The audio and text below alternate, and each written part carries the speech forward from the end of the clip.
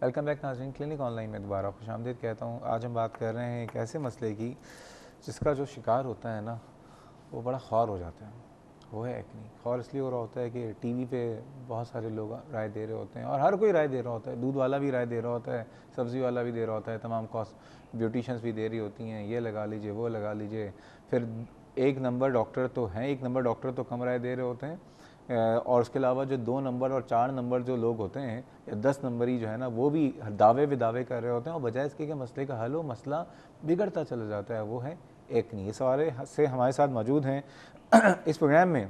एक बात मैं तमाम लोगों को एक बात बता देता हूँ कि हेल्थ टीवी के अंदर और क्लिनिक ऑनलाइन के अंदर जितने भी डॉक्टरों को हम इनवाइट करते हैं वो सारे के सारे बहुत जेन्युइन होते हैं, बहुत ऑथेंटिक होते हैं, बहुत क्वालिफाइड होते हैं। और ऐसा भी होता है कि हमारे प्रोग्राम में आने के लिए बहुत से लोग जो कि जेन्युइन डॉक्टर नहीं है, क्विक्स हैं, वो बहुत बड़ी बड़ी ऑफ़र भी कर रहे होते हैं। लेकिन हमने कभी किसी ऐसे डॉक्टर को ना बुलाया है, ना बुलाएंगे, मर जाएंगे लेकिन कभी भी नहीं बुलाएंगे। तो प्लीज़ एक चीज़ ज़रूर याद रखें कि टीवी पे जो भी मशवरा दे रहा है उसकी ऑथेंटिसिटी ज़रूर चेक कीजिए। क्यों डॉक्टर साहब? बिल्कुल बिल्कुल 100%। जो भी जेन्युइन होगा वो खुद आपको एडवाइस करेगा कि आप 2 लोगों से और मशवरा लें। बिल्कुल। डॉक्टर साहब ये बताइए, रिजवाना साहब का सवाल था गर्मियों में, क्योंकि हमने जब बात की स्किन कॉम्प्लेक्शन की, गर्मियों में धूप में लोग जाते हैं, काम करने भी जाते हैं, स्टूडेंट्स भी होते हैं, तो सन ब्लॉक लगा सकते हैं जिनको एक्नी है? देखिए, बिल्कुल सन ब्लॉक लगा नहीं सकते, सन ब्लॉक लगाना चाहिए। उसकी वजह ये है कि एक्नी की वन ऑफ द साइन, हमारी जो एशियन टाइप ऑफ स्किन है इसमें जब भी इन्फ्लेमेशन या वर्म होता है, जब वो रिजॉल्व करता है, वो पिगमेंटेशन करता है, उसको कहते हैं पोस्ट इन्फ्लेमेटरी हाइपर पिगमेंटेशन। उसका अवॉइड करने के लिए ज़रूरी है कि सन ब्लॉक लगाएं। लेकिन सवाल ये है कि एक्नी वाला खुद परेशान होता है, उसकी चेहरे इतनी, उसकी जल्द इतनी ऑयली होती, उनको चाहिए वाटर बेस्ड सन ब्लॉक लगाएं। मार्केट में आजकल हर तरह के सन ब्लॉक अवेलेबल है।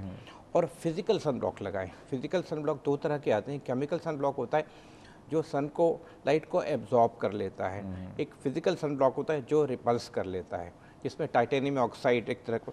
तो फिज़िकल सन ब्लॉक और वाटर बेस्ड सन ब्लॉक लगाएं। वाटर बेस्ड सन ब्लॉक ये होगा कि पोर्स को ब्लॉक नहीं करेगा, कॉस्मेटिक्स की तरह एक्नी को ख़राब नहीं करेगा। वाटर बेस्ड सन ब्लॉक पे थोड़ा एक इशू होता है कि ज़रा रिपीटेडली थोड़ा लगाना पड़ता है, लेकिन एक्नी ख़राब नहीं होती, पिगमेंटेशन के चांसेस ना रहते हैं और दूसरे स्किन भी उसकी हिफाजत की प्रोटेक्ट रहती है। ठीक है, वाटर बेस्ड सन ब्लॉक लगाइए और ज़रूरी भी है। मुल्तान से हैं दिलशाद साहिबा। अस्सलाम वालेकुम। हेलो, अस्सलाम वालेकुम। वालेकुम सलाम, कैसी हैं आप? ठीक हैं? हाँ ठीक हूँ डॉक्टर साहब। मेरी जल्द बहुत ख़राब है, कोई क्रीम वगैरह लगाती हूँ तो जलन होने लगती है और मसाम निकल आते हैं और सर की जल्द इतनी खुश्क है बहुत ज़्यादा। धोती हूँ, धोने के बाद मज़ीद खुश्क होती जाती है और बाल गुच्छे की तरह गिरते रहते हैं और खुश्क बहुत होती है, जैसे जलन और धूप भी असर करती है जल्द पे। इतनी ख़राब हो गई है, बहुत दाने से निकल आते हैं, आटे की तरह सिकरी निकलती रहती है सारा दिन। आपकी उम्र कितनी भी नहीं है? रहती। मेरी 30। और ये मसला कितने अरसे से है आपको? ये तकरीबन 10-12 साल से है। 10-12 साल से मसला है डॉक्टर साहब कि जिल्द जो है खुश्क रहती है, दाने भी निकल आते हैं, बाल भी गिर रहे हैं। कुछ पूछना चाहेंगे आप इनसे? बच्चे की उम्र क्या है? नहीं, इनकी अपनी उम्र है, कितनी उम्र है? अपना मसला है। 30 साल इनकी उम्र है। इनकी उम्र कितनी है? 30 साल। 30 साल है। कोई और सवाल है इनसे? इनसे पूछेंगे। जब आप डायरेक्ट बात कर सकते हैं। आप ये बताइए कि जब आपकी जल्द में आपकी खुश्क छिलके, मछली की तरह छिलके वगैरह तो नहीं होते? नहीं, छिलके नहीं होते, ये आटे की तरह सिकरी निकलती रहती है और इतनी वो हो जाती है कि कंघी करने से भी दुखती है, ऐसे जैसे नहीं ऊपर से वो हो गई, बहुत पतली सी हो गई हो। अच्छा, अब आटे की तरह से डैंड्रफ की बात कर रही हैं? नहीं, वो जिसमें वो एक थायोसिस की कंडीशन होती है ना, थोड़ी सी बाल बहुत खुश्क हो जाते हैं। सर पे खुश्की होती थी आपके? हाँ, सर पे तो है, बहुत ज्यादा सर पे है और धोने से और ज्यादा होती है, गर्मी में बहुत ज्यादा होती है। अच्छा, बाल खुश्क सड़े हुए होते हैं, टूट टूट के भी गिरते हैं और वैसे गुच्छों की तरह भी बाल गिरते हैं इनके। ठीक है। तेल वगैरह लगाती हैं सरसों का? हाँ, अब तेल लगाती हूँ। कितनी दफ़ा लगाती हैं? हफ्ते में 2 बार। अच्छा, चलें, ठीक है। ठीक है जी, बहुत शुक्रिया। क्या दिलशाद साहिबा का क्या मसला लग रहा है आपको? इनको बेसिकली इशू ये है कि मेरा ख्याल है कि इन्होंने सरसों के तेल से ना एक्चुअली बहुत सारे लोगों का कॉन्टैक्ट एक्जिमा हो जाता है। ठीक है, उसकी वजह से, क्योंकि सरसों का तेल बड़ा क्रूड, तो खासतौर पर इलाके में बनाते हैं ना, उनमें रिफाइंड तेल बिल्कुल, ये एक कॉमन प्रॉब्लम है जी। उससे कॉन्टैक्ट एक्जिमा बहुत ज़्यादा हो जाता है। उससे ये होता है कि जब वो लगाते हैं तो स्किन टर्नओवर रैपिड करने के लिए उसमें स्केलिंग बहुत ज़्यादा हो जाती है, प्लस हेयर फॉल बहुत ज़्यादा हो जाता है। तो एक पॉसिबिलिटी है तो इनको फ़िलहाल अवॉइड करेंगे। ऑयलिंग बिल्कुल ना करें, तेल ना लगाएं, तेल बिल्कुल ना लगाएं, ठीक है, तेल ना लगाएं। और कोई भी टार बेस्ड शैम्पू, बहुत सारे ब्रांड आते हैं, उससे हफ्ते में 3 दफ़ा शैम्पू ज़रूर करें। टार बेस्ड, कोई ये भी किसी मेडिकल स्टोर वाले को बता देंगे तो वो दे टार वाला कोई शैम्पू दे दें, नाम बहुत है केमिकल है, टार वाला कोई शैम्पू, किसी भी टार वाला कोई शैम्पू दे दें।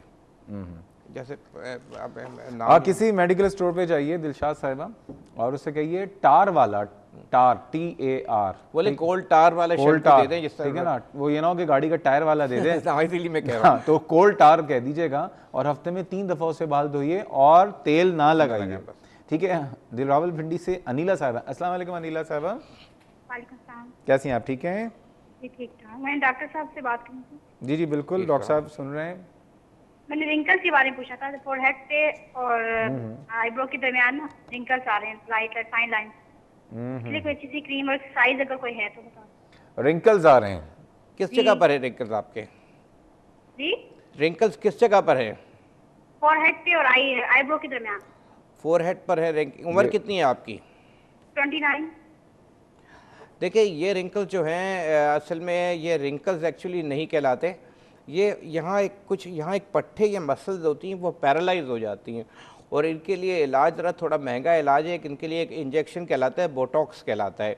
वो बोटॉक्स इंजेक्शन लगाना पड़ता है। वो इंजेक्शन ज़रा महंगा इलाज है, वो 10 से 15 हज़ार रुपये का इंजेक्शन लगता है और वो 6 से 7 महीने चलता है।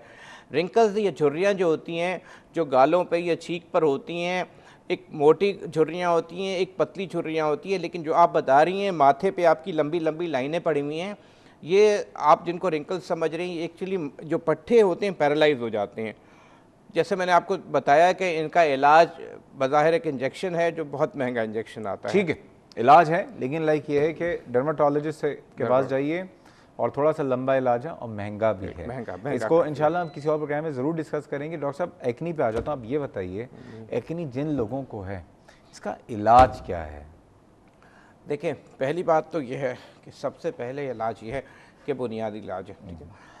बुनियादी तौर पर सबसे इम्पॉर्टेंट यह है कि अपने चेहरे को दिन में कम से कम 3-4 दफ़ा धोएं, ताकि जो चेहरे की ऑयलीनेस है, जो तेल है, उसको ख़त्म नहीं कर सकते। देखें, बात यह है, ये आपके प्रोग्राम के तवज्जुह से मैं आपके लोगों को बताना चाहता हूँ। बहुत सारे लोग आते हैं कहते हैं इस तेल को ख़त्म कर दें। वो तेल ख़त्म नहीं किया जा सकता क्योंकि वो एक कुदरती अमल है। जिस तरह बहुत सारे लोगों को सलाइवा आता है, इस तरह वो तेल एक कुदरती अमल है, ना आप उसको रिड्यूस कर सकते हैं। पहली चीज़, चेहरे को दिन में 2 से 3 दफ़ा धोएं कम अज़ कम, ताकि वो जो तेल आपके निकल रहा है, ठीक है। पहली बात तो नोट कर लें, 2 से 3 दफ़ा किसी। अच्छा, इस पे एक कॉल लेते हैं, ठीक है। आबिद साहब इस्लामाबाद से, और उसके बाद मजीद इंस्ट्रक्शंस के आपको फॉलो करते हैं। अस्सलाम वालेकुम आबिद साहब। वालेकुम सलाम सर, क्या हाल है? अल्हम्दुलिल्लाह मैं ठीक हूँ, आप खैरियत से? शुक्र है अल्लाह कर लो जनाब।